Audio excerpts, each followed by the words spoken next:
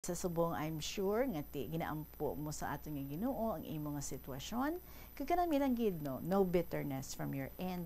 Nga ti amo na ang imo nga nadangtan, kundi nga ginapasalamatan mo sa gihapon ang imo nga kabuhi. Nga as of this time, sa gihapon imo nga gina-enjoy. So salamat gid sa liwat and para ma-practice tira no ang imo nga kamot. Pwede gihapon nga makapasunod sa mga istorya naman if you have the time para nga ma-share naman diri sa KLP.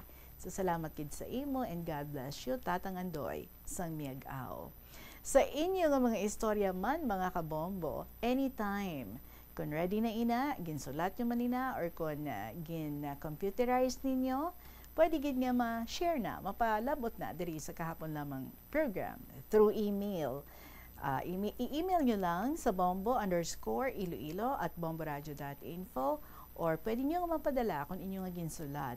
Ipadala lang sa kahapon lamang program, DYFM, Bombo Radio Iloilo, Sky City Tower, Mapa Street, Iloilo City.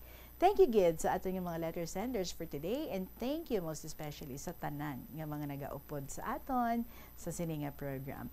Magasunod na ang mga matahom mga dramas right after sa KLP, of course, si Toyang Ermitanya. Pagasunda naman ini sa Provincial Jail and then ang Dear Diary. Perfect sa inyo nga mga afternoons. Kung may ginaubraman ka mo or wala ka mo sa ginaubra dira, salamat gid no nga kita ang magkaupod, kita sang bombo. I'll be seeing you again tomorrow. Maraming salamat sa inyo. Sa gihapon, ininyo alagad si Tita Regine para sa kahapon lamang program. Good afternoon and God bless.